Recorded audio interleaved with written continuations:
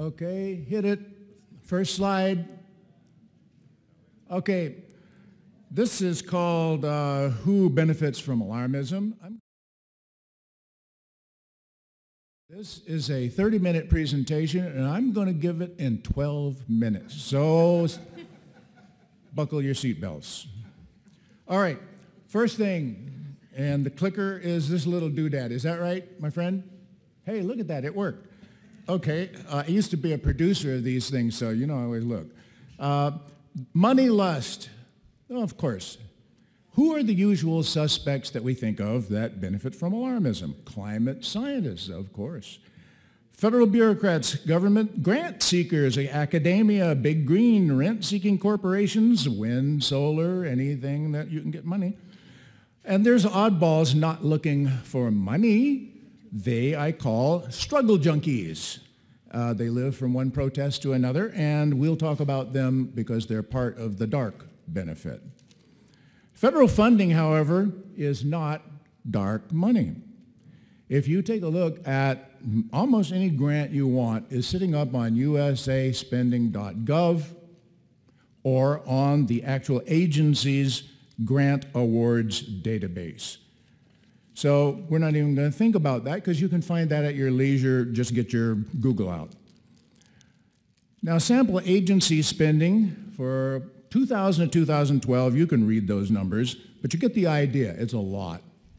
Now, this is for all environmental things and all whatever else they happened to be doing. But believe me, a lot of that went to green groups. Now, Big Green, the environmental groups, their revenues are also not dark money. If you're familiar with the website called GuideStar, Form 990 is available. That's their annual IRS report. Get the idea that they make a lot. Grants that came to the top 15 green groups, and their names are all up there, whether you can read them or not. This is archived, so you can get it later on the web. $2.5 billion, just the top 15 in 2012. You get the idea. Where's the real money then? The dark money comes from, actually, I really need to tell you about this. Nonprofits don't have to tell you where the money comes from. They have to tell you how much it was. But Privacy Act says that that is dark money by law. Where's the real power then? It comes from private foundations. Private foundations are like the Ford Foundation, Rockefeller Foundation, anything with somebody's name on it. Just to give you an idea, the top 100 private foundations, and there are over about 40,000 of them. And in this year, they have total assets of the top 100 of $222 billion. That's a lot. What's a foundation? It's a nonprofit trust. It's usually created by wealthy individuals, usually with a gift of stock that by law has to be converted to a diversified portfolio. Grants are paid from the dividends and capital gains of that portfolio, and the public cannot donate to a private foundation. These are generally people very wealthy. They simply want to rule the world. Money does that to you, whether that's the conspiracy theory type or not. Okay, now foundations set the environmental agenda for the world by deciding who gets the money. They do that with prescriptive grants. You may not know what that is. What it is, it's by invitation only. They ask environmental groups to come do things. They have programs that are designed by in-house people at the foundations. The grants come with instructions. You are required, if to get the money, to promise deliverables, things that you will do. And performance is mandatory, or you will never see another penny of foundation money. Typical foundation green grants, if you take a look at the last decade or so, back to 2000, you'll find $81 billion is traceable to foundation green grants. A couple of years ago, the last survey said there's 26,500 U.S. environmental groups, but under 100 of those get over 90% of all of the grant money from foundations. How do you find this dark money then? I'm forgetting to click, but that's too bad. You can go back and look at your own leisure. This is going to be archived, remember? I told you it's going fast. Okay, so finding dark money, how do you do that? Well, if you want to find the green group's income, where it came from, you've got to use specialized databases. There happens to be a free one, the only one there is, Citizen Audit on the Washington Examiner's online website. I use paid databases. I have Foundation Center and Foundation Search. They're very expensive. There's no reason for you to do that. I'll do that. Network Power is where foundations are really good. They have a strategy. Whenever they have a program, they don't just give one group that program. They give grants to a legal one, a media one, an outreach one, a technical one, a good lobbying one, however many it takes, whatever that issue is, they will give money to all of those groups, and sometimes they don't even know each other. Networks are the secret of power because they work together, and there's lots of them, and they're all doing the same thing. And that means, for my purposes, in order to know what's really going on, because I consult to a lot of people who are being attacked, you need to understand network analysis technology. That's a lot of software that you really don't want to know how it works, but it does things like tells you cultural domain analysis.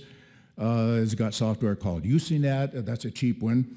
In fact, it's free. And a thing called NetDraw. And what does it draw? It draws you a roadmap of who's kicking you. That you see there is a very simple diagram of one campaign. And it's a little one. That's not even all of it. It was in New Mexico, Merida. This is No Dog. You remember that one? Okay.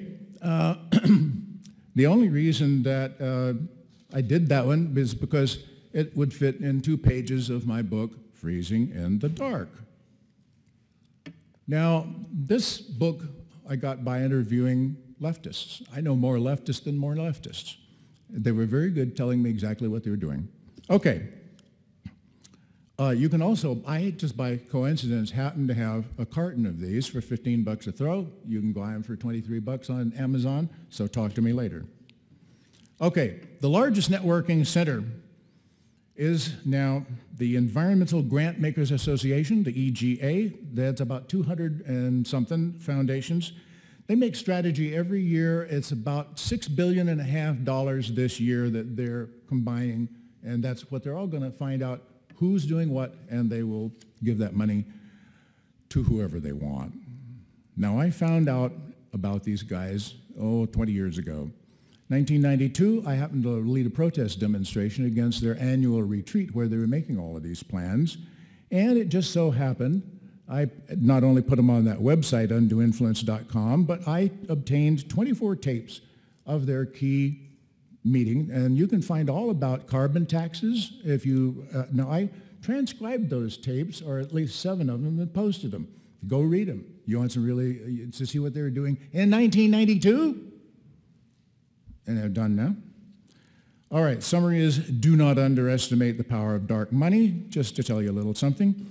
Of the 8 sponsors of the 1988 Villach meetings leading to, that's in Austria, to the creation of the IPCC, Sonia knows all about that, half of those were EGA members. Think about that. That's 1985, 1988 when they actually put it together. Okay, now we need to go to the dark benefit. What's in it for alarmists that we don't know? In the 1950s, clinical psychologist Abraham Maslow did something unusual for psychologists. He studied normal people.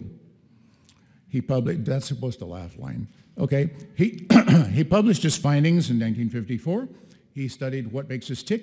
He wrote that normal people strive to satisfy their needs pretty much the same from person to person and in somewhat the same order. Now, he called that ladder the needs hierarchy, and that's the key to understanding a lot.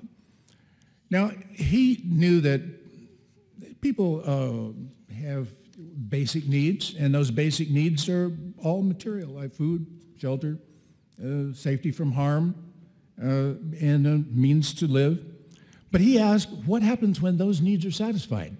He discovered that needs spread outward. The need for love, the need for a sense of belonging, the need for social recognition, and the need for personal accomplishment. That's what he wrote in 1954. He quit there. That's what most people think, that all of the needs hierarchy. It's not. And that is because Maslow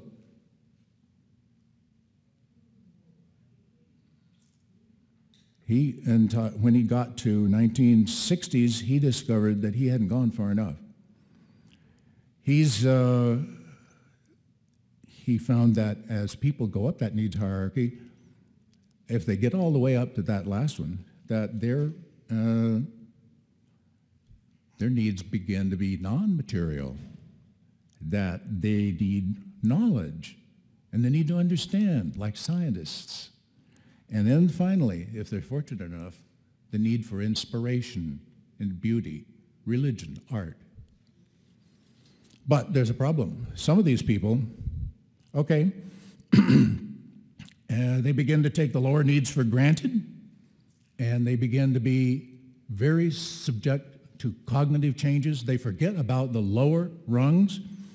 Maslow wrote, we tend to take for granted the blessings we already have, food, security, and so on. These blessings tend not only to be unnoticed, but even to be devalued, mocked, and destroyed. He concluded, this neglected pathology, I didn't make this jargon up, he did, post-gratification, forgetting, and devaluation, in my opinion, is very great potential importance and power. He unfortunately died in 1970 when his second edition was published, so he didn't know how good his prophecy was.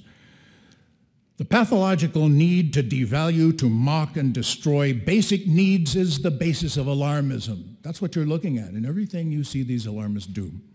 Alarmism gratifies a pathological need, and that gratification is the dark benefit. Now you know what's really going on. Beat you. 12 minutes.